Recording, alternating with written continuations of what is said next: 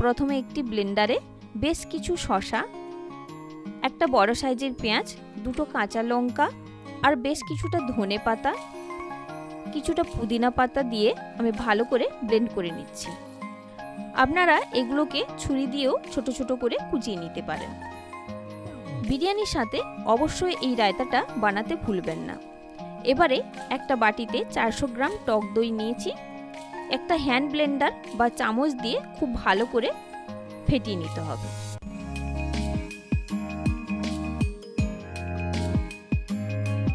তারপরে সাদা লবণ 1/4 চামচ, 1/4 চামচ বিট লবণ, হাফ চামচ ভাজা জিরে গুঁড়ো আর হাফ চামচ চাট মশলা এবং কুচিয়ে নেওয়া সমস্ত শসা পেঁয়াজগুলোর মধ্যে ভালো করে মিক্সড করে নেব। এভাবে ভালো করে মাখিয়ে নিয়ে উপর থেকে বেশ কয়েকটা বরফের কুচি ছড়িয়ে দেব।